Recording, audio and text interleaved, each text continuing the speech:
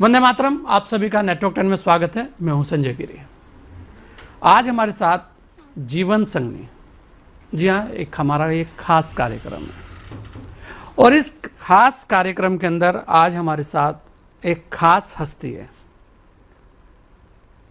इनका नाम अभी हम आपको नहीं बताएंगे क्योंकि जब ये सामने आएंगे तो आप सब पहचान जाएंगे। फिर भी एक छोटा सा हिंट देते हैं कि ये सरलता और सादगी के लिए जाने जाते हैं, ठेठ राजस्थानी अंदाज के लिए जाने जाते हैं। अर्जुन की तरह लक्ष्य को भेदना जानते हैं और मेघ की तरह कभी कभी बरसते भी हैं। आप सोच रहे होंगे कि कौन है ये, और हम लीजिए आपको मिला रहे हैं हमारे साथ खास मेहमान अर्जुन राम मेघवाल जी और उनके साथ में उनकी अर्धांगिनी श्रीमती पाना देवी जी। आप भारत के कानून मंत्री हैं, लेकिन क्योंकि राजनीति की बातें सभी लोग करते हैं, आज हम कुछ इनके जीवन पर बात करेंगे और इस घर की जो मंत्री हैं, जो इनकी अर्धांगिनी हैं, उनसे बात करेंगे। बहुत सारी बातें हैं, बहुत कुछ इस दंपत्ति से सीखने को मिलता है, बहुत कुछ छुपा हुआ है। आज वो सब बाहर आएगा क्योंकि कुछ लोग प्रेरणा देते हैं और उनकी प्रेरणा से बहुत सारे लोग इतिहास रच देते हैं, और कुछ लोग जो प्रेरणा लेते हैं वो भी इतिहास रच देते हैं। तो ऐसे ही दो हस्तियां आज हमारे साथ इस खास कार्यक्रम में हैं। अर्जुन राम मेघवाल जी, आप आज देश के कानून मंत्री हैं। जब आपकी शुरुआत हुई तो क्या कभी आपने सोचा था कि आप देश की इतनी बड़ी बागडोर को संभालेंगे? देखिए संजय जी, आपने तो बहुत ये लोडेड क्वेश्चन पूछ लिया जी।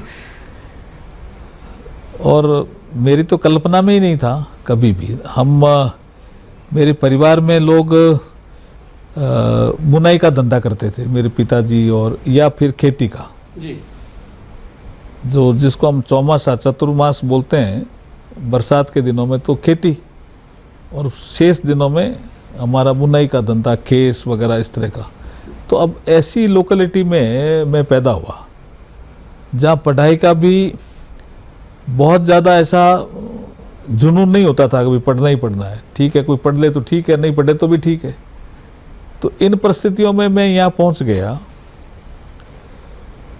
तो आप जो पूछना चाह रहे हैं उसमें दो तीन चीज़ें महत्वपूर्ण मैं समझता हूँ जी। कि अगर बचपन में कोई व्यक्ति या लड़का या लड़की अच्छे संस्कार ग्रहण करता जाए, अच्छे संस्कार, वो संस्कार किसी गैदरिंग में भी मिल सकते हैं, माँ बाप से भी मिल सकते हैं, स्कूल में भी मिल सकते हैं, गुरुजनों से भी मिल सकते हैं, शादी होने के बाद जो दूसरा एक परिवार हमारे से जुड़ता है उनके यहाँ से भी मिल सकते हैं, पत्नी से भी मिल सकते हैं, पत्नी भी पति से ले सकती है। शादी होने के बाद हम माँ बाप हमारे चार हो जाते हैं, हमारे माँ बाप और पत्नी के माँ बाप, ऐसी हमारी संस्कृति का पार्ट है। तो अगर वो अच्छे संस्कार ग्रहण करता जाए तो कहीं भी जा सकता है। तो चरित्र निर्माण अच्छा होता है ना जी। जब स्ट्रॉन्ग चरित्र का आदमी हो जाता है तो फिर वो कहीं जा सकता है, क्योंकि उसको वो डिगता नहीं है ना। फिर वो अपनी मंजिल तय करता है और उस मंजिल पे जब चलता है तो उच्च चरित्र का जो व्यक्ति होता है उस मंजिल को प्राप्त कर लेता है और बाकी लोग सहयोग करते हैं, जुड़ते चले जाते हैं। गुरुजन, माँ बाप, दोस्त, ये सहयोग करते हैं। अच्छा मेघवाल जी, क्योंकि आपके बारे में बहुत सारे लोग बहुत कुछ जानना चाहते हैं, आप तो लेखक भी बड़े लेखक हैं, और खासकर आपकी कुछ पुस्तकें मैं यहाँ भी देख रहा था, एक सफ़र हम सफ़र के साथ, दिव्य पथ दाम्पत्य का। दाम्पत्य को आपने बहुत ज़्यादा अपनी पुस्तकों में फोकस किया है। और मैं कहूँगा कि उस पर जितना भी लिखा है वो वास्तव में एक दाम्पत्य जीवन के लिए बड़ा महत्वपूर्ण है। और राजस्थान तो ऐसा कहा जाता है कि अगर संस्कार और संस्कृति देखनी हो तो व्यक्ति को राजस्थान जाना चाहिए। और आप तो बीकानेर से वैसे भी आते हैं, और बीकानेर तो अपने आप में बड़ा महत्वपूर्ण है। इस बीकानेर से जब आपने शुरुआत की तो शुरुआती दौर में कौन से ऐसे संघर्ष थे जो आप लोगों को बताना चाहेंगे कि भाई एक छोटी सी जगह से भी निकलकर आदमी इतनी बड़ी जगह जाकर भी बैठ सकता है? वो जो संघर्ष हैं आपके, और उस संघर्ष के एक विशेष साथी के बारे में हम आपसे जरूर चर्चा करेंगे। देखिए, उसको आप संघर्ष भी नाम दे सकते हैं, समन्वय से काम करने की रीति नीति भी कह सकते हैं। अब जैसे मैं जिस लोकेलिटी में गायों का विषय भी रहता था, कुंड भी होती थी, तो हम और मेरी ये धर्मपत्नी पाना देवी जी, हम बचपन में पानी साथ साथ लाते थे, और हमारे बात करने का भी वही माध्यम होता था। जाते समय कुएं पे जाते समय खाली घड़ा, और आते समय मेरे कंधे पे घड़ा, इनके सिर पे घड़ा, और हम दोस्तों से भी बात कर लेते थे, इनसे भी बात कर लेते थे। तो बात करने का ज्यादा माध्यम हमारा पानी लाते हुए कुएं जाते हुए रहता था। मतलब जो घड़े थे उनकी यारी अच्छी खासी आपके साथ रही? बिल्कुल थी, इसमें कोई शक नहीं है। घड़े की भी माप होता था। जैसे मेरे पास जो घड़ा था वो करीब शुरू में हम 10 किलो पानी जिसमें आता था वो लाते थे। ये शुरू में 5 किलो के आसपास का, फिर 7 किलो। फिर हमारे पिताजी ने कहा कि भाई ऐसे तो 2-3 बार चक्कर निकालना पड़ेगा, आप तो 15 किलो वाला भी ला सकते हो, अब आप थोड़े जवान हो गए हो। तो हम 15 किलो वाला भी लाने लगे, फिर ये 10 किलो वाले में पहुंच गए। ऐसे घड़े का माप होता था। तो ऐसे हम पानी लाने वाली जो हमारी दोस्ती थी ना इनके साथ, वो बहुत शानदार थी। पानी कैसे भरना, टूंटी कैसे खोलना, कितना जल्दी भरना। अच्छा, वहां भी कई बार लाइन लगी रहती थी कि भी अभी रुको, अभी ये लोग घड़ा भरेंगे तब आपका नंबर आएगा। तो ये सब चीजें हमने वहां देखी। तो समन्वय कैसे हो, समय का सदुपयोग भी आपने किया और पति पत्नी के साथ समन्वय अच्छा हो। तो एक बड़ी टास्क थी हमारे घर में, पानी कौन लाएगा। लाते थे, बड़े बुजुर्ग ही लाते थे, लेकिन हमने दोनों ने ये जिम्मा लिया कि पानी हम लाएंगे पहले। तो जब पानी हम लाने लगे ना तो हम लोकप्रिय हो गए। उन्होंने कहा भाई ये दंपत्ति ठीक है। शादी तो हमारी बचपन में हो गई थी, तो बोला ये दंपत्ति ठीक, ये बड़ा टास्क हाथ में ले लिया इन्होंने। बिल्कुल। और आपने शादी का जिक्र कर दिया और जीवन संगनी की आज हम बात कर रहे हैं, तो शादी की बात पर आते हैं और शिक्षा पर आते हैं। ये दो बड़े महत्वपूर्ण विषय हैं, क्योंकि ये आपके लिए बहुत ही, ये आपसे बहुत सारे लोगों को आज सीखने को भी मिलेगा। शादी आपकी कैसे हुई, कैसे आपकी पाना देवी जी धर्मपत्नी बनी? अब ये तो कोई, हम पता नहीं, कोई ऊपर वाले ने तय कर रखा होगा, कोई पता नहीं। हमारे गांव से इनके गांव की दूरी भी थोड़ी ठीक ठाक ही थी, लेकिन इनके पिताजी और मेरे एक रिलेटिव रेलवे में एक साथ थे। अच्छा। वहाँ से उन्होंने कहा भाई एक लड़की ठीक है। अब हमने तो कभी देखी नहीं इनको, ना इन्होंने मुझे देखा, और शादी तय हो गई हमारी, सामाजिक रूप से तय हो गई, तो शादी हो गई जी। तो जब मैं 8th क्लास में पढ़ता था तब भी हमारी शादी होगी 1968 में। 68 में आपके साथ? हाँ, 1968 में शादी होगी हमारी। उस समय मैं 8th में था। और सभी की सहमति हो गई, आपने भी सहमति दे दी? नहीं, मेरी कोई सहमति का विषय ही नहीं था, घर में की सहमति का विषय था। लेकिन उससे मेरे को एक थोड़ा ऐसा उस समय लगता था कि नुकसान हुआ, लेकिन बाद में जाके मुझे लगता है कि वो भी प्रकृति ने ठीक ही किया। कि उस समय जो साइंस लेता था लड़का, उसको एक एग्जाम से गुजरना पड़ता था। तो मेरे जब 8वीं में शादी थी, तो जो एग्जाम था वो मेरी शादी के बीच में था, और ना मुझे ध्यान पड़ा ना किसी ने बताया। मैं जब शादी होने के बाद जब स्कूल में गया 9th में, और मैंने कहा मैं साइंस लूंगा, तो उन्होंने कहा साइंस वालों का तो टेस्ट हो गया भाई। और फिर एक गुरुजी ने मेरी मेहंदी देख करके कहा, मेहंदी हाथों में लगी होती है तो प्राय हर कोई लगा लेता है, पैरों में जब मेहंदी होती है ना, वो मुझे उस समय पता चला स्कूल में कि पैरों में मेहंदी होती है, इसका मतलब आपकी शादी हो गई। तो गुरुजी ने कहा यार तुम व्यायाम करा रहे हो, ये मारवाड़ी जी जी जी बिल्कुल। तुम व्यायाम करा रहे हो, फिर तुम साइंस ले यार, तुम थारे कौन पार पड़े साइंस, तू और मैं बैठ नहीं जा। दिए जाएंगे तो और किसी को उसमें चले तो जाए। फिर मैं आर्ट्स में आ गया, और आर्ट्स में आने के बाद जब मैं हिंदी साहित्य में मेरी रुचि हुई, दोहों में रुचि हुई, भजनों में रुचि हुई, संगीत में रुचि हुई, स्कूल में उसी समय वो मैंने रुचि को आगे तक जारी रखा। अच्छा, कभी आपके ऊपर ये प्रेशर नहीं रहा कि भाई क्योंकि शादी हो गई है, अब आपको एक और आपके साथ फैमिली जुड़ गई है, उसे देखना है, कहीं पढ़ाई छोड़ दी जाए, इस तरीके का प्रेशर परिवार से या किसी और से, या आपकी धर्मपत्नी ने कहा हो, पाना देवी जी ने, कि भाई अब तो आप जरा घर संभालो, अब कहाँ पढ़ने के लिए जा रहे हो?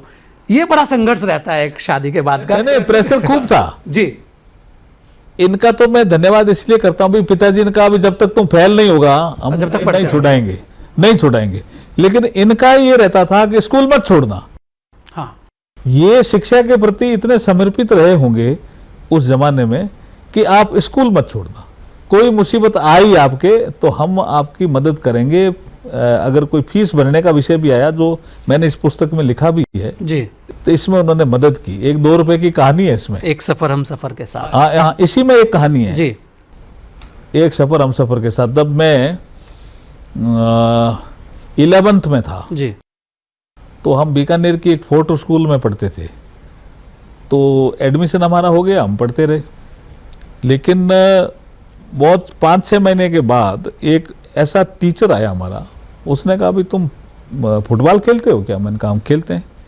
तो बोला फुटबॉल खेलने वाले खिलाड़ियों को 2-2 रुपये जमा कराने होते हैं, तुमने 2 रुपये जमा नहीं कराए।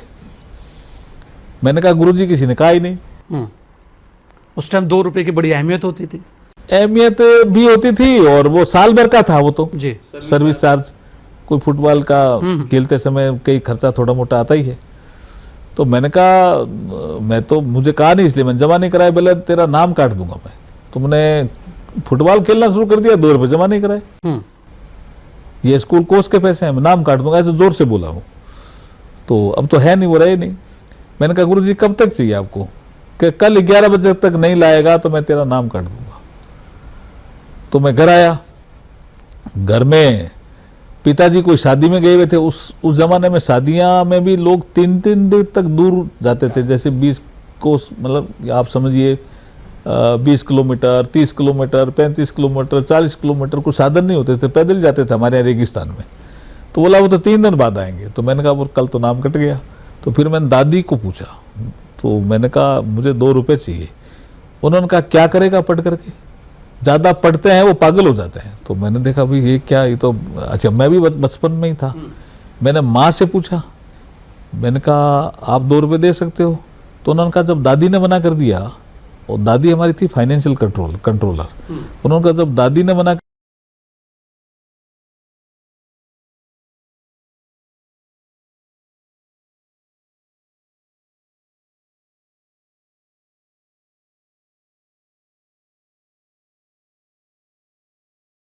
कहीं ना कहीं तुम्हारे नंबर अच्छे हैं, लग जाओगे, क्या करना है? वो जज गई, 2 रुपये नहीं देने। ये सुन रहे थे सारी ये चीज़ें। तो इन्होंने मुझे पूछा भाई आपकी तकलीफ क्या है? मैंने कहा मुझे 2 रुपये चाहिए। ये घूंघट में रहते थे उस समय। मैंने कहा मुझे 2 रुपये चाहिए। पीछे ले गए मुझे, पीछे ले जा करके दीवार के पास खड़ा हम हुए। हमने क्या 2 रुपये? बोला मैं पैसे तो मेरे पास है 7 रुपये, लेकिन वो मेरी माँ की अमानत है। जब मैं पियर से आती हूँ ससुराल, तो मेरी माँ कोई 1 रुपया देते हैं, कोई देते हैं, कोई मेरी बहन देती है, बैंक था भी देती है, वो तो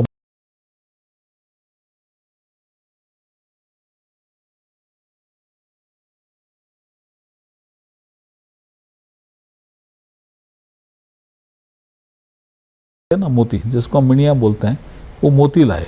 ये अभी मैंने एक छोटा सा कारखाना आपको दिखाया ना। हाँ जी, वो इस तरह का एक कारखाना, इस तरह का कारखाना इनका उस समय भी छोटा छोटा चलता था। ये लाए वो 7 रुपये में मणि है और सामान ला करके। हमारे घर में लाइट नहीं थी, अंधेरा हो गया तब तक। रात भर इन्होंने काम किया, इन्होंने वो बनाया रात भर एक बंदरबाल जी। अच्छा, और सुबह ये जाकर के उसको 9 रुपये में बेच आए। 7 हो गए, 2 रुपये आपके लिए भी आ गए। लेकिन वो मुझे साइकिल थे, तो मैं साइकिल लेके जा रहा था, ये ₹2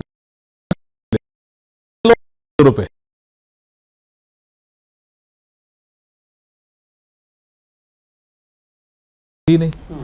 मास्टर जी ने कहा भाई अब आप तो लेट आए हो, आपके तो मैंने टीसी काट दी, 11:01 पे तुम नहीं आए तो काट दी। मैंने कहा गुरुजी मुझे तो पता नहीं कितनी बजी है, लेकिन मैं ₹2 ले आया हूँ, आज ही तो आपने कहा था 11 बजी है, लोग कह रहे हैं। कह नहीं भाई 11:02 हो गए, लेकिन वो रुपए नए थे, तो मास्टर जी को पता नहीं क्या वो अट्रैक्शन हुआ, उस एकदम नया नोट था ₹2 का, उसके पीछे की ताकत भी थी ना।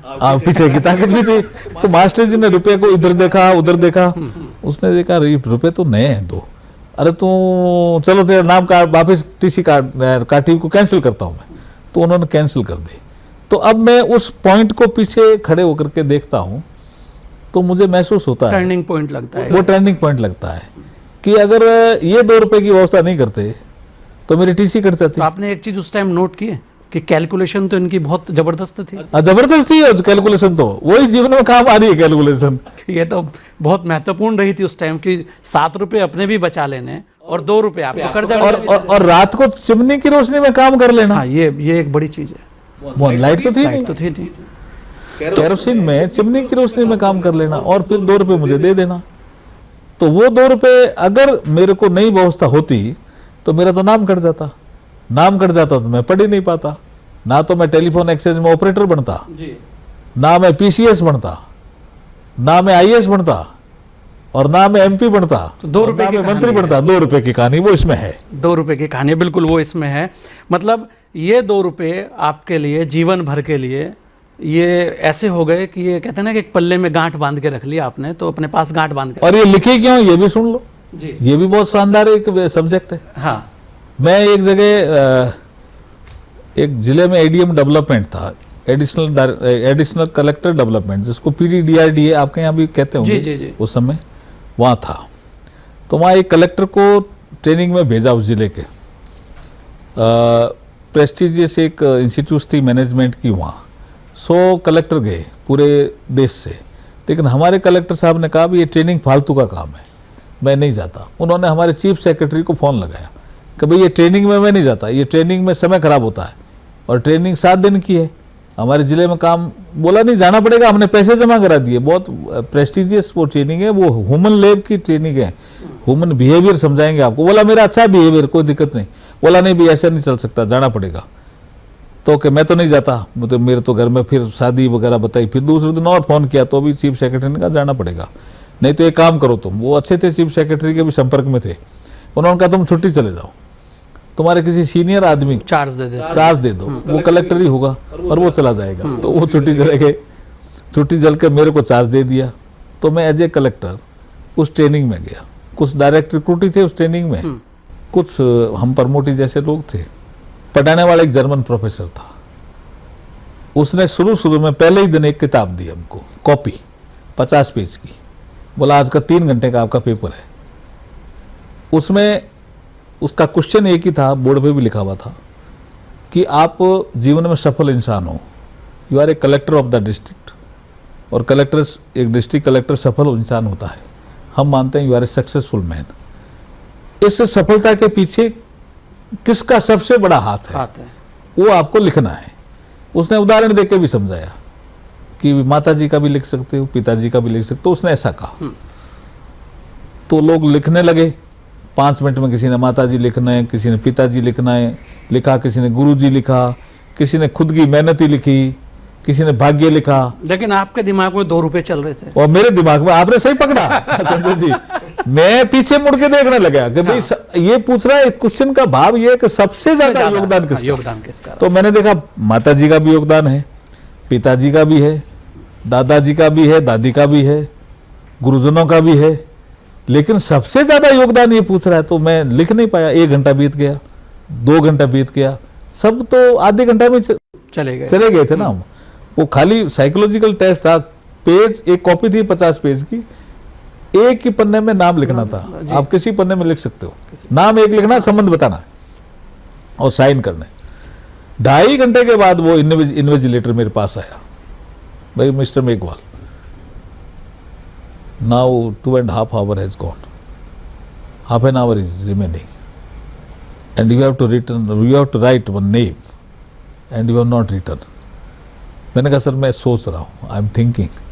बोला सोच लीजिए जल्दी, अब टाइम बहुत कम है। तो फिर मैं सोचने गया तो फिर पीछे समझ में आया भाई ये 2 रुपये की जो कहानी मैंने बताई ना जी।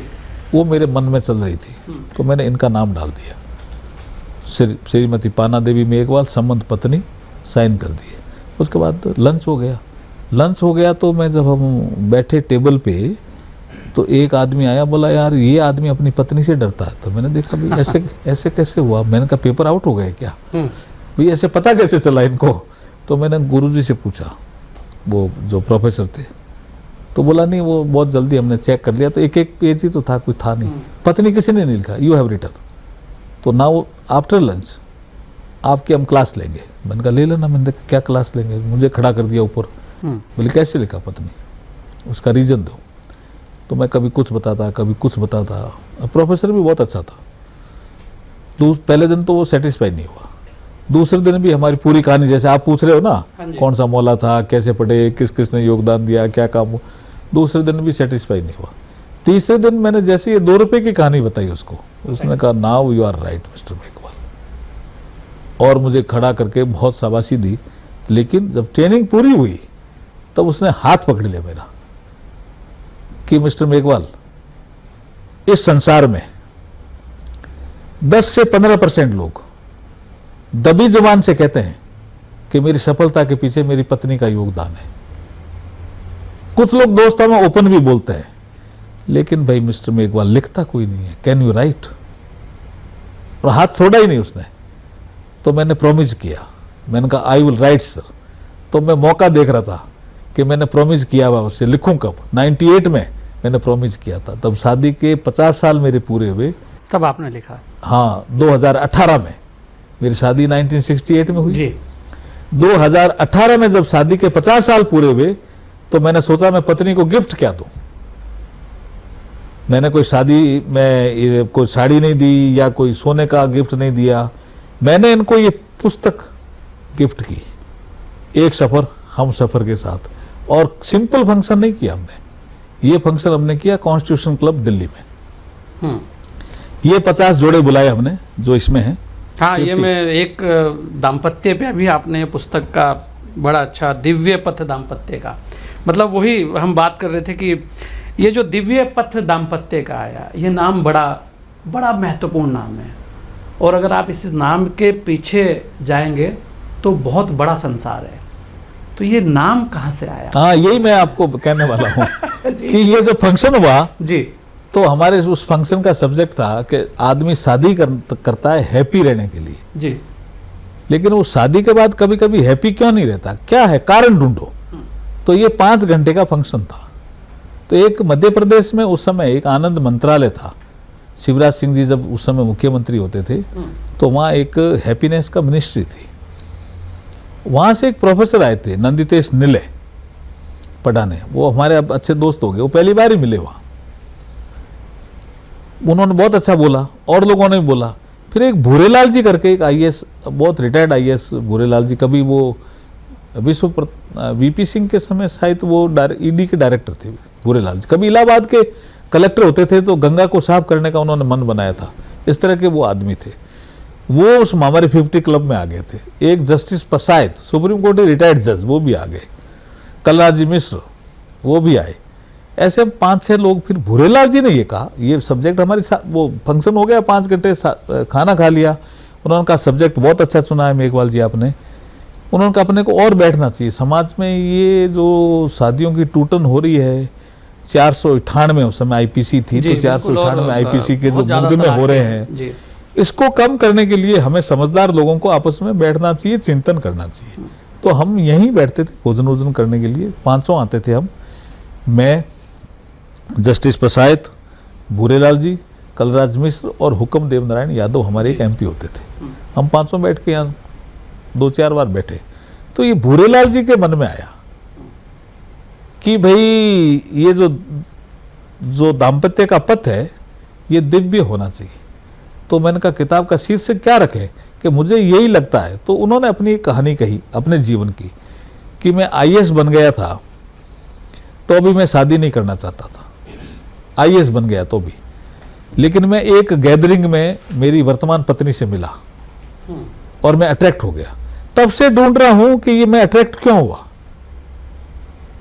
तो हम कुछ लोग समझते हैं पुराने जन्म के संबंध रहे होंगे, पुराना कोई हमारी ट्री मिली होगी। तो उन्होंने कहा डिविनिटी के कारण ही अट्रैक्शन होता है, लेकिन हम उसको भौतिकता में ले जाते हैं। शादी भौतिक सुख साधन का एक एक्वायर करने का एक माध्यम है, जीवन भोगने का एक माध्यम है, आनंद लेने का एक माध्यम है, लेकिन असली आनंद वो नहीं है। बोला असली आनंद डिविनिटी को ढूंढने का है, एक दूसरे की। पत्नी अपने पति के अंदर जो डिविनिटी है उसको ढूंढे, और पति पत्नी के अंदर जो डिविनिटी है उसको ढूंढे। इसलिए इस पुस्तक का नाम आप रखो दिव्य पथ दाम्पत्य का। दाम्पत्य का जो पथ है वो दिव्य है और वो अल्टीमेट रियलिटी भी है संसार की। बोला यही आप नाम दो, तो ये नाम भूरेलाल जी के कारण हमने दिया। फिर उन्होंने कहा एक सुझाव और दिया कि जितने भी 50 लोग आए हैं उनके आप आर्टिकल मंगाओ और उनको कहो शादी क्या, उस पर अपने विचार लिखें। तो सबने लिखे हैं। इसमें शांता कुमार जी का भी है, बहुत शानदार एक आर्टिकल।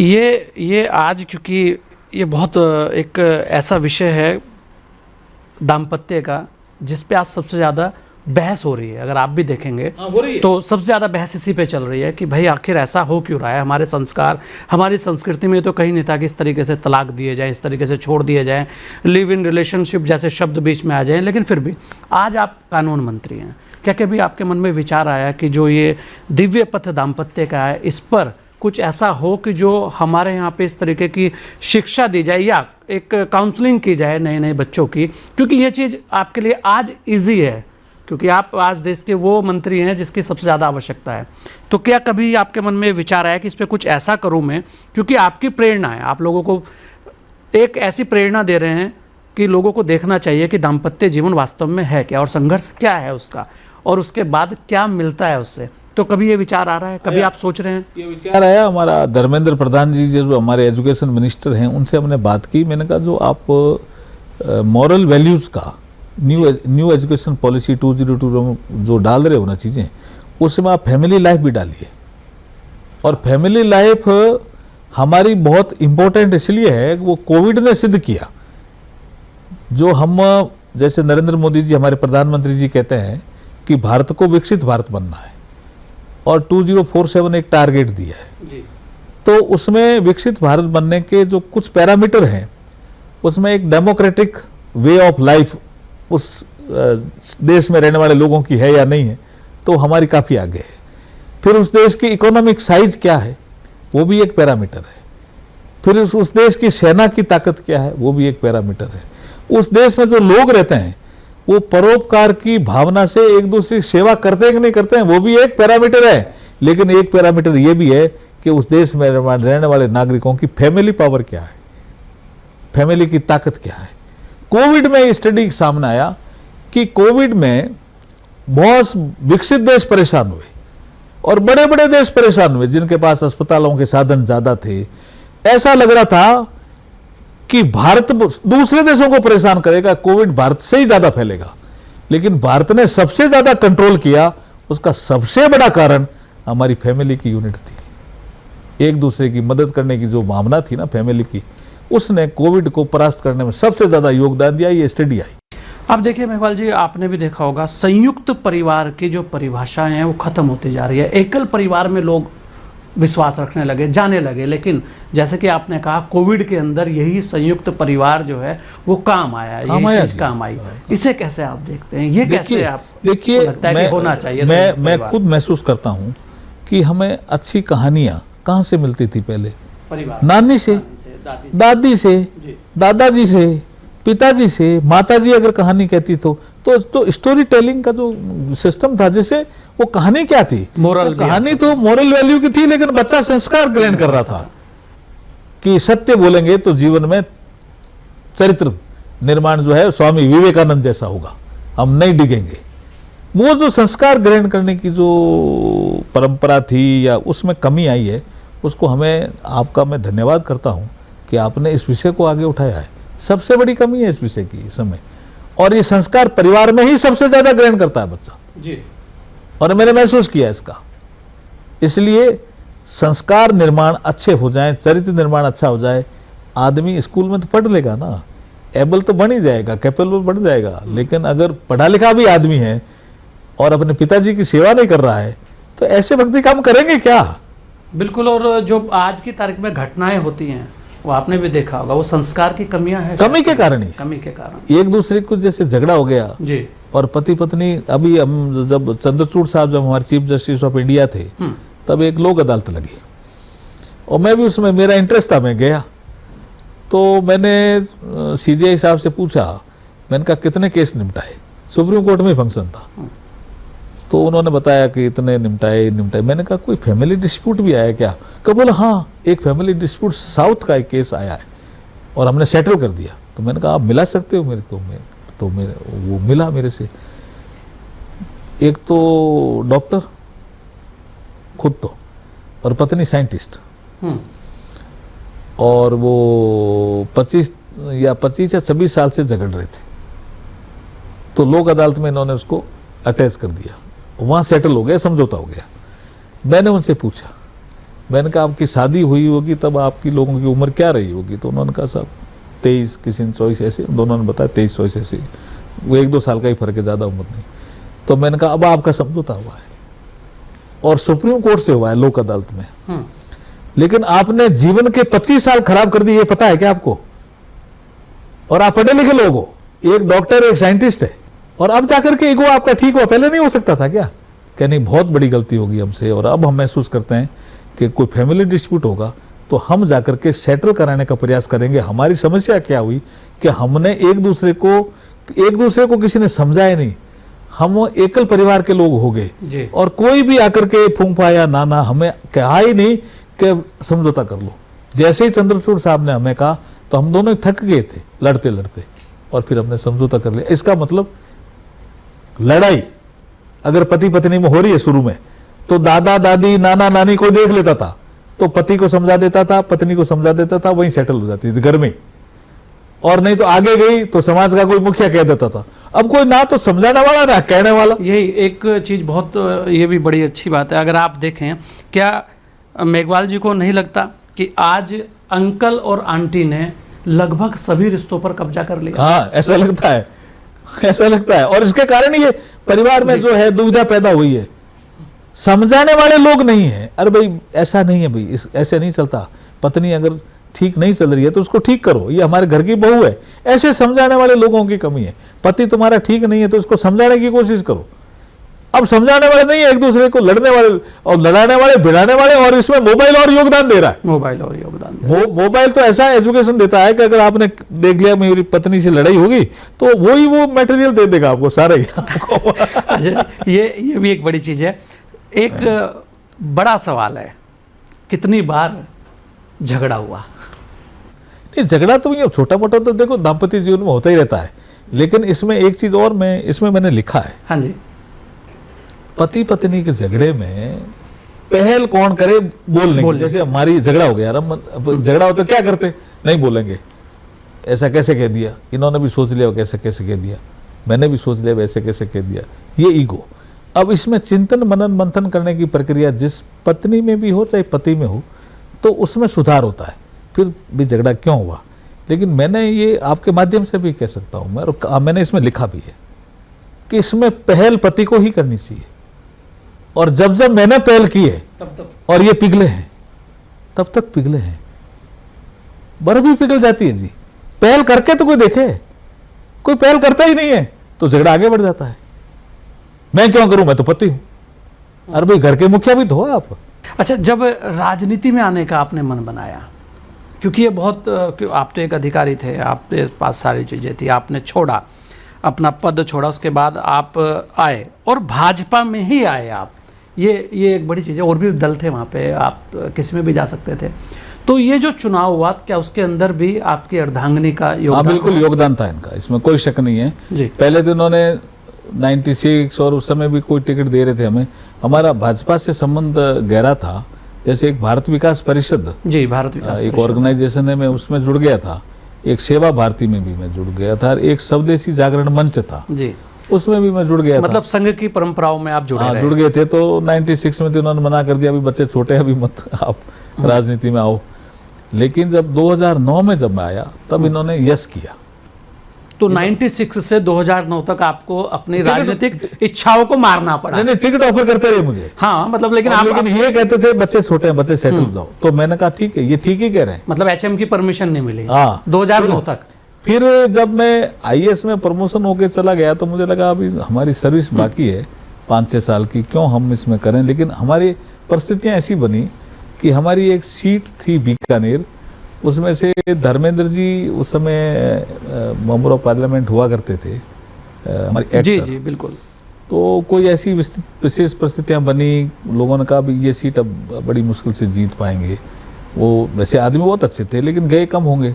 तो वहाँ बोला भी बीजेपी यहाँ जीतेगी नहीं। 2008 में कांग्रेस का शासन आ गया तो ये भी एक बिंदु आ गया कि भी कांग्रेस का जहाँ शासन है राजस्थान में 25 की 25 सीटें जिसका शासन होता है वो ले जाता है। तो हमारे यहाँ से कोई सीट भी, टिकट भी नहीं मांग रहा था, कम मांग रहे थे। बीकानेर से मांगने वाले 2-4 तो होते ही हैं, लेकिन तो ज़्यादा कोई पॉपुलर नाम नहीं था। बाकी टिकटें सेट हो रही थी, भाई यहाँ ये ठीक है, यहाँ ये ठीक है। फिर पार्टी ने सोचा बीजेपी जैसी बड़ी पार्टी, बीकानेर से चुनाव तो लड़ाना ही पड़ेगा भाई। तो उन्होंने कहा साहब एक आदमी श्री गंगानगर से टिकट मांगता था पहले, उसको इस बार बीकानेर से दे दें क्या। तो बोला कौन है, तो नाम तो थोड़ा परिचित था ही क्योंकि पहले चर्चा होती रहती थी।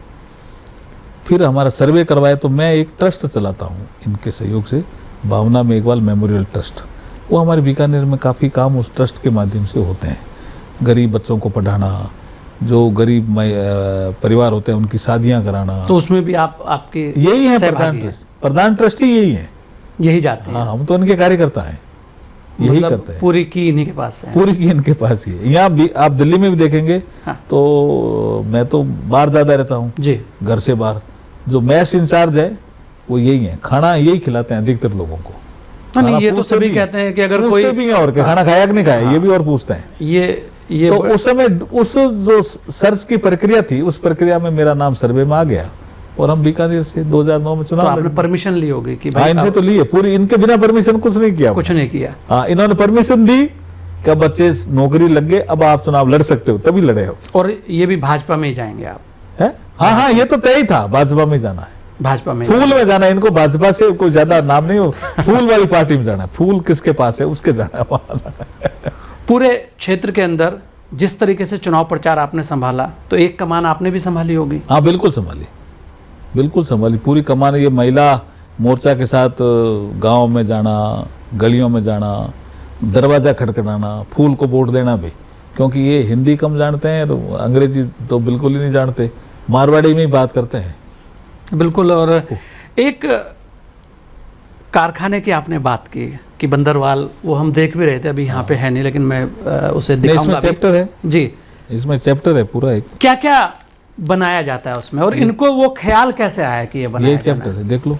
हाँ, पूरा चैप्टर है, आप दिखा सकते हो जी। ये एक है, तो ये ख्याल कैसे आया इनको? ये इनका शायद इनहेरेंट है, बचपन से इन्होंने सीखा और फिर लड़कियों को सिखाया। अच्छा। और अब जो बनाते हैं वो गिफ्ट करते हैं, अभी भी अपना ही बना के। और अभी शाम को जो भोजन करना आएगा ना, उसको अपने हाथ से बना हुआ ही जो स्वस्तिक है उसको गिफ्ट करेंगे, और आपको भी देंगे, अभी देखना। बिल्कुल, और हम तो लेंगे क्योंकि एक हम सफ़र ऐसा सबको मिले जो इस तरीके से रहे।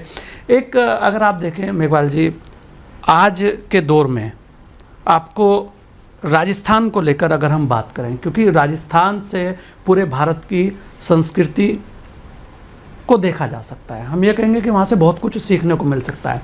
तो लोक संस्कृति और लोक संस्कार और वास्तविक जो हमारे संस्कार हैं, उसमें आज राजस्थान को आप कहाँ खड़ा देखते हैं और कहाँ कमियाँ आपको लगती हैं कि अभी उस पर काम होना बाकी है?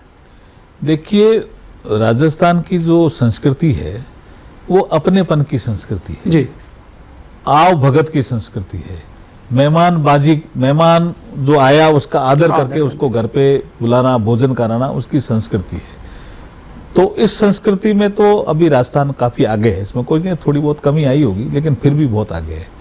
दूसरा, कोई मुसीबत में है तो उसकी मदद करना, ये भी राजस्थानी संस्कृति का ही पार्ट है। और राजस्थान का आदमी बाहर गया, कोई बड़ा सेठ बन गया, राजस्थान के मेरे क्षेत्र के लोग बाहर बहुत गए हैं, जिनको मारवाड़ी सेठ बोलते हैं, बहुत गए हैं। तो उन्होंने भी वहां स्कूल खोली, कॉलेज खोला, अस्पताल खोला, गरीब बच्चों को पढ़ाया। तो ये जो परोपकार की भावना, जिसको हम फिलैंथ्रोपिक वर्क कहते हैं, ये राजस्थान में अभी भी कूट कूट के भरा हुआ है। कुछ जो कमी थोड़ी बहुत आई है, वो परिवारों में झगड़ा तो थोड़ा बढ़ा है, तो मैं नैतिक शिक्षा की वकालत करूंगा, और परिवार में जो टूटन हो रही है उसको ठीक करने के लिए राजस्थान के लोग भी आगे आ रहे हैं, आप जैसे लोग भी आगे आ रहे हैं। हमने ये कई सालों से हम इस काम को कर रहे हैं, कई बड़े बड़े लोगों ने इस पुस्तक को मंगाया भी है। ऐसा नहीं है कि इस पुस्तक की चर्चा नहीं है, इस पुस्तक की खूब चर्चा है। 50 से ज्यादा तो मुझे लगता है विश्वविद्यालयों में ये पुस्तक समीक्षा हो गई। बिल्कुल, ये बहुत जिसको हम समीक्षा कहते हैं ना, पुस्तक समीक्षा, क्योंकि पत्नी पे हर कोई पुस्तक लिखता नहीं है जी, तो इसकी समीक्षा बहुत हुई है। और समीक्षा होने के बाद फिर उनको ले लिया, ये तो हैप्पीनेस का चैप्टर है, फिर ये ले लिया पति पत्नी के संबंध अच्छे कैसे हो, उसका चैप्टर है। इसमें मेरे छोटे छोटे सूत्र हैं कि भाई झगड़ा तो ऐसा नहीं है मेरा नहीं हुआ, मेरा भी हुआ, लेकिन झगड़ा सेटल कैसे हुआ, वो मैंने सूत्र दिए हैं। तो आपके भी कोई अगर छोटा मोटा झगड़ा है तो सेटल हो सकता है, लेकिन किसी को पहल करनी पड़ेगी। पहल करनी पड़ेगी, बिल्कुल। मैं देख रहा था आपने इस पुस्तक में सूत्र दिए हैं, प्रथम, द्वितीय, तृतीय, चतुर्थ, मतलब एक फेरों की बात हुई। अगर इसे देखें, षष्टम और सप्तम, 7 फेरे हैं ये। 7 फेरे हैं जी। ये क्या है, ये ख्याल कैसे आया? ये 7 फेरे को आपने एक पूरा उसे ब्रीफ किया है, उसका सारांश निकाला है, या ये आपका अपना एक्सपीरियंस है? नहीं, मेरा एक्सपीरियंस ही है ये। मैंने देखा कि झगड़ा क्यों होता है। सबसे पहले जब कोई पत्नी बन के किसी के घर आती है, वो तो अनजान होती है ना, तो हम उसमें कमियां निकालनी शुरू कर देते हैं। मैंने इसमें कहा नहीं, ऐसा नहीं, वो जैसी है वैसी स्वीकार करो। पहले तो स्वीकारोक्ति की भावना सबसे पहले जैसे ही आ गई, कोई कमी है तो दूर हो जाएगी ना। लेकिन आप शुरू से ही कह देना आपने अपने माँ के यहाँ ये नहीं सीखा, पिताजी के यहाँ ये नहीं सीखा, हमारा घर बड़ा है आपका घर छोटा है, ये कहने की कहाँ जरूरत है जी। आप स्वीकार करो पहले, और स्वीकार करने के बाद प्रकृति प्रेम जैसे करती है वैसे नेचुरल प्रेम करना सीखो। दुनिया क्या कहेगी इसको छोड़ दो अभी आप, लेकिन दुनिया क्या कहेगी उसमें आप उलझ जाते हो। ये ऐसे मैंने 7 इसमें फेरे लिखे हैं। मतलब 7 फेरों को आपने इसमें अच्छे से अपनाया मैंने अपनाया। ये आपके एक्सपीरियंस भी है, लोगों को एक्सपीरियंस का ही पार्ट है, मेरा पूरा पार्ट है, पूरा एक्सपीरियंस का ही पार्ट है, और बहुत अच्छे लगते हैं 7 फेरे लोगों को। आप इसको तो इसमें आपने आपकी भी सलाह ली होगी? इनकी सलाह तो है ही कई बार। इस मारवाड़ी में कई ऐसी चीजें, इनकी गीत है इनके मारवाड़ी में। और स्वीकारोक्ति पहले ही फेरा है, प्राकृतिक प्रेम की ओर अग्रसर होना सीखें, दूसरा फेरा है। इसकी चिंता नहीं करेंगे, नहीं करेंगे, लोग क्या कहेंगे? मैं मेरी पत्नी से प्रेम कर रहा हूं, लोग कहेंगे तो कहेंगे। और आभार प्रकट करना सीखें, ये बहुत बड़ा बिंदु है। अगर इन्होंने सब्जी अच्छी बना दी तो हम क्यों नहीं कहें भाई कि आपने सब्जी बहुत अच्छी बनाई है, लेकिन हम क्या कहेंगे? नमक कम डाला, आपने अपने प्योर में कुछ सीखा नहीं। ये कहने की बजाय अपने ये कहो ना आपने सब्जी बहुत अच्छी बनाई है। वो जो हमारे मेहमान आए थे वो बहुत तारीफ करके गए, तो ये इनके हैप्पीनेस इंडेक्स इंप्रूव नहीं होगा लाइफ का। अच्छा, कभी इनको ऐसा नहीं लगा कि राजनीति में आने के बाद इतने लोग आने लगे और बार बार परेशान करने लगे और हर टाइम आप बिजी रहने लगे, तो कोई सवाल नहीं उठाए? नहीं, सवाल ही उठा। मैं इसमें लिखा है ना मैंने, अकारण राय मत बनाओ। कहने में कुछ कहते ही होंगे ना, हम आए भोजन लेट मिला, ये तो मैं इनके प्रति राय इसलिए नहीं, क्योंकि मैंने देख रखा है इनको कि ये तो भोजन कराने में रुचि लेते हैं, बात अच्छी करने में रुचि लेते हैं। तो अकारण राय अगर बन गई ना आपकी, तो फिर संबंधों में खटास आता है। तो आगे अगला फेरा मेरा यही है, अकारण राय मत बनाओ, उसको वेरीफाई करो, ये भी एक विषय। और एक फिर अगला, अहंकार संबंधों को खराब करने में अहम भूमिका निभाता है। तो वो हमने किसी में भी हो सकता है, चिंतन मनन, हाँ किसी में, पति पत्नी में से किसी में, तो वो हमने चिंतन मनन मंथन की प्रक्रिया से उसको करीब करीब हमने दूर ही कर दिया कि अभी काय को जीवन में इतना बड़ा पद मिला, सेवा का काम करो, और सेवा में ही है। कोई बात होती है, कुछ लोग चिड़चिड़े स्वभाव के भी आ जाते हैं, तो अभी हम शांत रह के सुन लेते हैं उनकी बात, ये भी सुन लेते हैं, हम भी सुन लेते हैं। और फिर भौतिक वस्तुओं से अत्यधिक लगाव खतरनाक है, ये सबसे बड़ा पॉइंट है। इनका है ही नहीं जी, बिल्कुल ही। ये मेरे को सबसे बड़ी मदद की इन्होंने इसमें की है। नहीं तो कोई कहता है इनका घर इतना बड़ा है, मैं तो IAS अफसर था कि इनका इतना बड़ा घर है, अपना तो छोटा, ऐसा कहते ना। इन्होंने कहा ही नहीं, इन्होंने कहा अपन तो प्रेम से रहो, वही महत्वपूर्ण है। घर तो यहीं पड़े रह जाएंगे। तो ये जो विषय है, ये बहुत बड़ा विषय मैं समझता हूँ इनके जीवन का है। अच्छा, आपने बहुत सारी चीजें लिखी हैं, क्या पाना देवी जी के ऊपर कोई कविता भी लिखी है? पाना देवी जी पे कविता तो क्या, भजन लिखता हूँ मैं, कविता भी लिखता हूँ। हमने इनको कहा भी पाना मतलब किसी कोई प्राप्त करना, तो हमने तो आपको पा लिया ना। तो ये कहते रहते हैं कि कुछ खोना कुछ पाना ये भी कहते रहते हैं।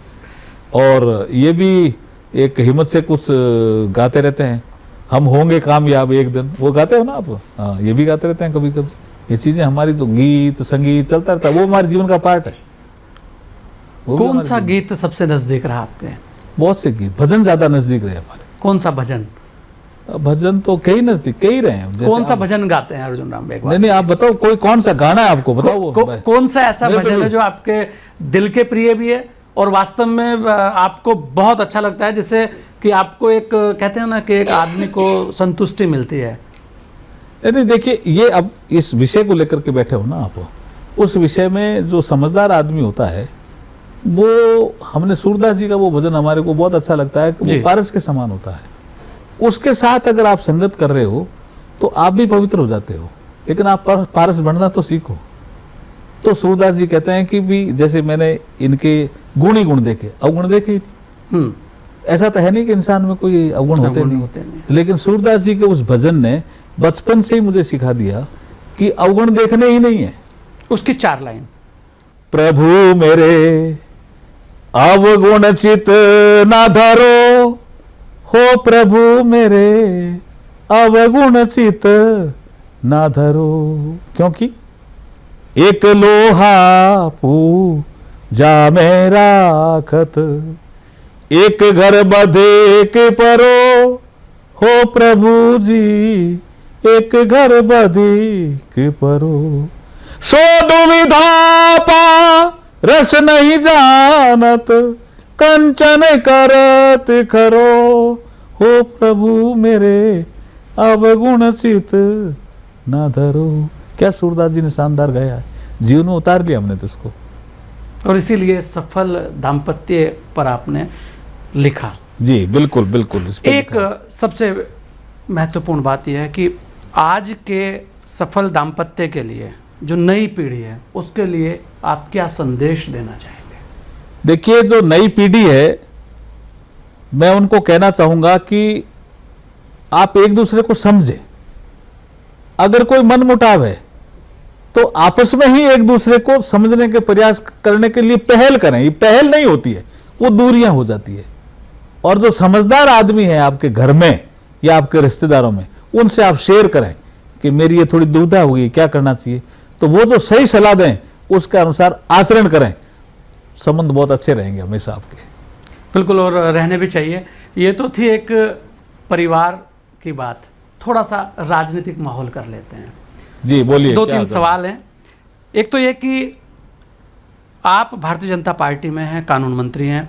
वर्तमान में विकसित भारत जो नरेंद्र मोदी जी का, प्रधानमंत्री जी का जो विजन है, उसे लेकर आप क्या सोचते हैं? जो बार बार कहा जाता है 2047, इसे लेकर आप क्या कहेंगे? देखिए, ये एक टारगेट तो जीवन में रखना ही पड़ता है। प्रधानमंत्री नरेंद्र मोदी जी ने ये लक्ष्य दिया कि भारत को विकसित भारत बनाना है जी। उसके लिए उन्होंने कहा कि हमें हमारी विरासत पे भी गर्व करना चाहिए और हमारा विकास का रास्ता भी अवरुद्ध नहीं होना चाहिए। विरासत और विकास, इन दोनों में समन्वय स्थापित करके प्रधानमंत्री जी ने कहा हमें आगे बढ़ना है, और हम आगे बढ़ सकते हैं और आगे बढ़ भी रहे हैं। जैसे हमारी इकोनॉमी की साइज, हम अब 4थे नंबर पे पहुंच गए, थोड़ी 1-2 साल में हम 3रे नंबर पे पहुंच जाएंगे। इसका मतलब हमारी इकोनॉमी की साइज बढ़ रही है, इकोनॉमी की हमारी साइज बढ़ रही है, हम डेमोक्रेटिक कंट्री है, हमारी सेना ठीक है, हमारे यहाँ संस्कार ठीक है, हमारे यहाँ परोपकार की भावना है, फिलैंथ्रोपिक सोसाइटी के लोग हैं, तो हम विकसित भारत की तरफ क्यों नहीं बढ़ सकते? विकसित भारत जब बढ़ गए तो हम दूसरे देशों की भी मदद करते हैं, और हम करने भी लग गए। कहीं भूकंप आया तो हमने मदद की, कहीं पानी की कमी रही तो हमने मदद की। तो प्रधानमंत्री जी ने कहा भारत में बहुत ताकत है, भारत को हर सेक्टर में आगे बढ़ना है। सोलर का सेक्टर हो, चाहे ग्रीन टेक्नोलॉजी का सेक्टर हो, चाहे हमारा हेल्थ का सेक्टर हो, चाहे हमारा एजुकेशन का सेक्टर हो, और चाहे हमारा इंफ्रास्ट्रक्चर का सेक्टर हो जिसमें रेल भी आ गई, रोड भी आ गई, सी पोर्ट भी आ गया, एयरपोर्ट भी आ गया, और अब तो स्पेस में भी हमने स्थान बना लिया। तो भारत विकसित भारत होने के लिए हर सेक्टर में हम एक माइलस्टोन और हम लीडर बने। जैसे हम योगा आज कोई करता है संसार में कहीं भी तो भारत का नाम आता है। बिल्कुल जी। तो हम ग्लोबल लीडर बन गए योगा में, हम आयुर्वेद में ग्लोबल लीडर बन गए, हम स्पेस में हम ग्लोबल लीडर बन गए कि भाई अगर कोई भारत सीखना है कुछ चीज़ें तो हम स्पेस में भारत से सीख सकते हैं, तो हम एक ग्लोबल लीडर बन गए। हम ग्रीन टेक्नोलॉजी में भी ग्लोबल लीडर बनते जा रहे हैं। तो ये जो ग्लोबल लीडर जहाँ जहाँ हम बनते जाएंगे आगे आगे, तो ये विकसित भारत हमारा निश्चित रूप से बन जाए। लक्ष्य उन्होंने 2047 तक रखा है। सॉफ्टवेयर डेवलपमेंट जो आप आज सब्जेक्ट लेकर आ रहे हो ना, ये सॉफ्ट पति पत्नी के संबंध, परिवार के संबंध, ये सॉफ्टवेयर डेवलपमेंट जैसा है। और बड़ी कोई इंफ्रास्ट्रक्चर में ये बड़े एयरपोर्ट बनना, सी पोर्ट बनना, हाईवे बनना, रेलवे स्टेशन का रीडेवलपमेंट प्लान बनना, टनल्स बनना, बंदरगाह बनना, ये हार्डवेयर का काम है। तो दोनों में ही हमें समन्वय स्थापित करके काम करना। एक और क्योंकि पानी की बात हुई है और पानी का संकट आपसे बेहतर कौन जान सकता है, सिंधु जल समझौता जिसे लेकर बहुत ज़्यादा हाय हल्ला मचा, बहुत सारी चीज़ें हैं, इसको लेकर आप क्या कहेंगे कि इससे हमें भारत को कितना बड़ा आज फायदा होने जा रहा है? देखिए, ये सवाल बहुत सेंसिटिव है और आपने बहुत अच्छा पूछा। 1947 में देश का बंटवारा हुआ जी। देश का जब बंटवारा हुआ तो इस देश में भारत के पास कितनी कुर्सियां रहेगी इसका भी बंटवारा हुआ, कितने पंखे रहेंगे इसका भी बंटवारा हुआ। ये बग्गियां थी वायसराय के चढ़ने के लिए 6, इनका भी बंटवारा हुआ। लेकिन पानी का बंटवारा क्यों नहीं हुआ? रुपयों का भी बंटवारा हुआ कि इतने रुपए आप शुरू में हमने 20 करोड़ दिए थे, 75 करोड़ देने थे, 55 करोड़ लेट हुए। तो उसमें लिए कि महात्मा गांधी जी ने कहा भी मैं यहाँ करके बैठूंगा करूंगा, ऐसा विषय था। 55 वो थे, बाकी 20। तो इसका मतलब बंटवारा रुपयों का भी हुआ, पानी का बंटवारा क्यों नहीं हुआ साहब? हमारे 6 नदियां थी, 3 नदियां जब बंटवारा हुआ 1960 में तो पाकिस्तान को मिली और 3 हमें भारत को मिली उस समझौते के तहत। आप देखिए 47 में देश आजाद होता है और आप सिंधु जल समझौता का, पानी का बंटवारा का समझौता आप 1960 में करते हो, वो भी पाकिस्तान जाके करते हो। उस समय के जम्मू कश्मीर के किसान, पंजाब के किसान, हरियाणा तो बना ही बाद में है, हिमाचल के किसान, राजस्थान के किसान कह रहे थे भी पानी का बंटवारा करो। 52 में मुद्दा बना चुनाव में, लेकिन नहीं किया। 57 में मुद्दा बना, नहीं किया। 60 में जो सिंधु जल समझौता किया, ये समझौता टिल्टेड टुवर्ड्स पाकिस्तान था, झुका हुआ था पाकिस्तान की ओर। पूरे 80% पानी सिंधु, चिनाब, झेलम, ये 3 नदियां वैसे पाकिस्तान को दे दी। लेकिन 6 नदियों का पानी, रावी, सतलज, ब्यास, कहाँ लिखा कि भारत को रहेगी, लेकिन पानी क्या किया? 80% पानी पाकिस्तान को, 20% पानी भारत को। पाकिस्तान की साइज क्या, छोटा ही कंट्री था पाकिस्तान, तो 80% पानी ले गया। हमारी साइज कितनी भारत की? 20% पानी। नदियां हमारे यहां से होकर जा रही थी। पीने के पानी की समस्या भी थी और सिंचाई के पानी की भी समस्या थी, लेकिन फिर भी हमने पानी का बंटवारा सही नहीं किया, एक तरफा किया। नेहरू जी ने अपनी छवि चमकाने के लिए कहां जाके किया? पाकिस्तान। उसकी यहां आलोचना हुई, राजस्थान में उसका सबसे ज्यादा असर आलोचना भी सबसे ज्यादा हुई राजस्थान में। देखिए, सितंबर 60 में समझौता हुआ जी, सिंधु जल समझौता। नवंबर 1960 में लोकसभा में बहस हुई। कांग्रेस के लोगों ने कहा नेहरू जी को, नेहरू जी आपने समझौता गलत कर लिया, ये आपने एक और देश का बंटवारा कर दिया। तो नेहरू जी ने उसका उपवास उड़ाया कि आप एक बाल्टी पानी के लिए परेशान हो रहे। तो राजस्थान के जो हमारे हरिश्चंद्र माथुर करके एक MP थे, उन्होंने कहा नेहरू जी क्या कह रहे हो आप, पानी जीवन में महत्वपूर्ण है, आप भूल गए क्या? और आप कभी कभी कहते हो कि हम संस्कृति को भी जानते हैं भारत की संस्कृति। भारतीय संस्कृति में तो रविदास जी ने पानी के बारे में क्या लिख दिया, रही मन पानी राखी, बिन पानी सब सून, पानी गए न उबरे मोती मानस चून। इतनी बड़ी महत्व है पानी का, और आपने पानी का समझौता एक तरफा ही कर दिया। बाद में पंचायती वर्ल्ड बैंक को दे दी, रुपए भी दिए पाकिस्तान को, पंचायती वर्ल्ड बैंक को भी दे दी, और ये चलता रहा। लेकिन जब पहलगाम हुआ तो प्रधानमंत्री ने जब इसकी समीक्षा की तो इन्होंने कैप्टन अबेंस कर दिया। अब ये समझौता रद्द जैसा है, हम कोई इन्फॉर्मेशन उनको नहीं देंगे, और इसका जो एक्स्ट्रा पानी मिलेगा उसका सबसे ज़्यादा फायदा जम्मू कश्मीर, पंजाब, हरियाणा, हिमाचल, राजस्थान और गुजरात को होने वाला है। और राजस्थान का जो रेगिस्तानी इलाका है उसको तो और ज़्यादा होने वाला है, क्योंकि अभी भी कुछ एरिया है जहाँ नहर नहीं गई है। पीने के पानी की भी समस्या है, सिंचाई के पानी की भी समस्या है, और हमारा पानी बह करके एक तरफा पाकिस्तान जा रहा था। तो ये तो नरेंद्र मोदी जी ने बहुत अच्छा काम किया है देश हित में। नेशन फर्स्ट इस पॉलिसी के तहत प्रधानमंत्री नरेंद्र मोदी जी ने सिंधु जल समझौते को रद्द किया है। ये बहुत बड़ी एक कोई ऐतिहासिक भूल थी जिसको सुधारा है नरेंद्र मोदी जी। अभी आपने देखा होगा कि सत्र चलने की स्थिति आई तो सत्र चलने नहीं दिया गया। क्या लगता है आपको कि इसके पीछे क्या कारण है, कौन सी घबराहट है? मैं पार्लियामेंट अफेयर्स में भी काम देखता हूँ जी। हमारी पहले एक मीटिंग हुई, ऑल पार्टी मीटिंग, उसमें इनका था डिमांड जो 20 तारीख को हुई थी, 20 जुलाई को जी। उसमें इनकी डिमांड थी कि आप ऑपरेशन सिंदूर पे चर्चा कराओ तो हम हाउस चलने देंगे, नहीं तो नहीं चलने देंगे। हमने ऑपरेशन सिंदूर की चर्चा मान ली।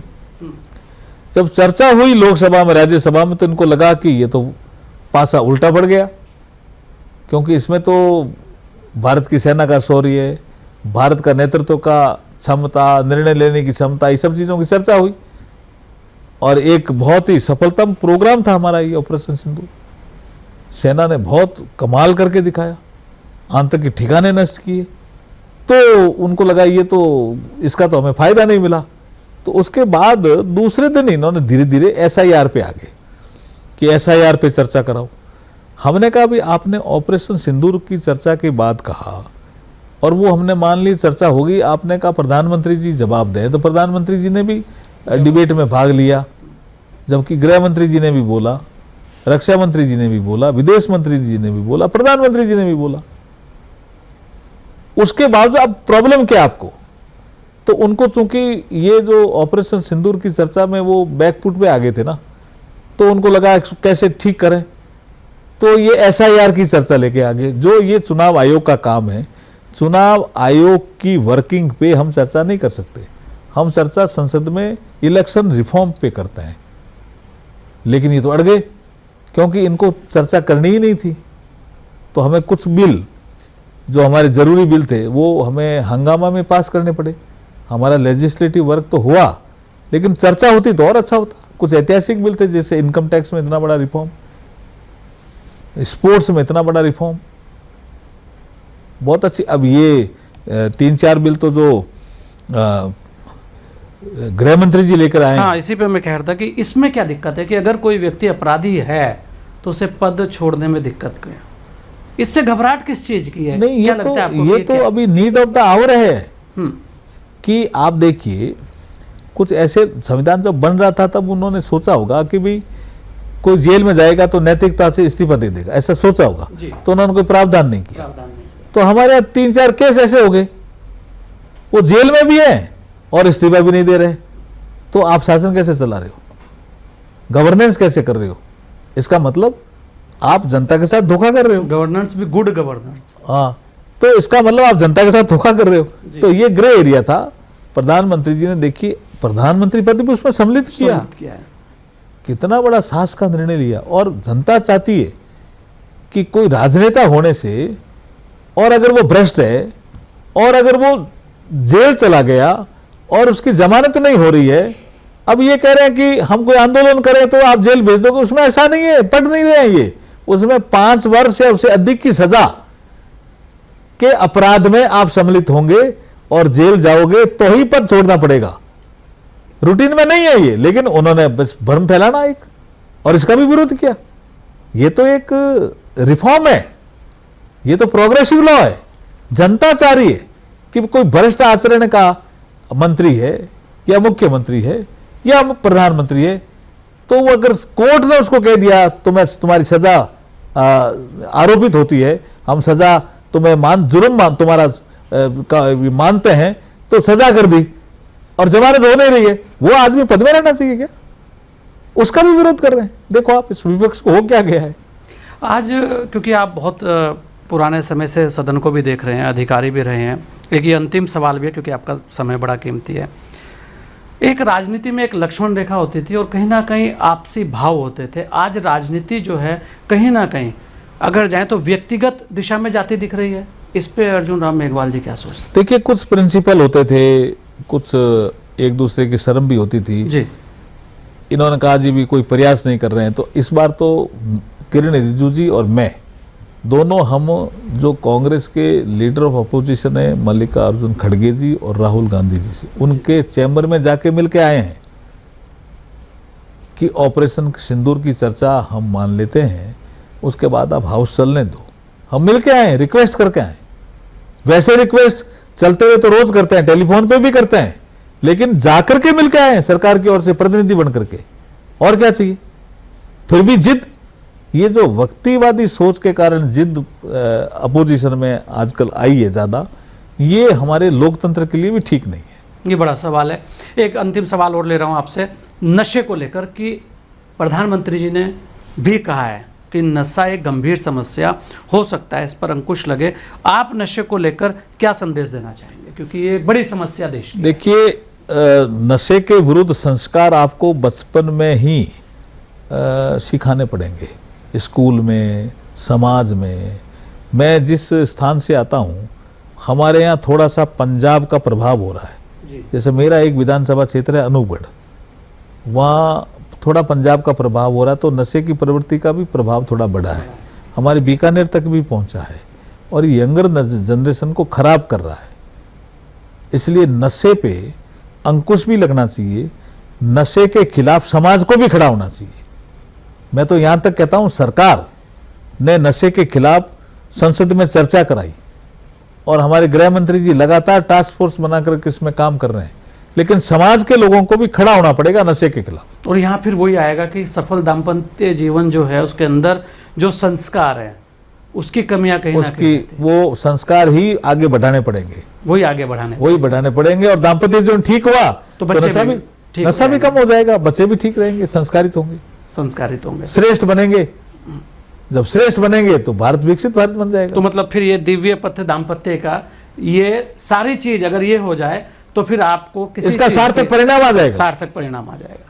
चलिए, आपका बहुत बहुत धन्यवाद। आज आपने अपना समय दिया, इतना समय में दिया, इसके लिए बहुत बहुत धन्यवाद। ये थे हमारे साथ एक ऐसे व्यक्ति, मैं फिर वही लाइन दोहरा रहा हूँ, सादगी, सज्जनता और संस्कार और ठेठ राजस्थानी अंदाज मिलता है।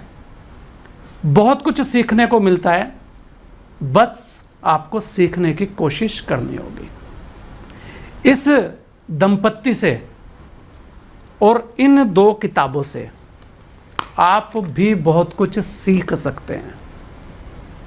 और सारी चीज़ें आपने भी सुनी हैं, आपकी क्या राय है और आप क्या सोचते हैं, ये हमें ज़रूर बताइएगा।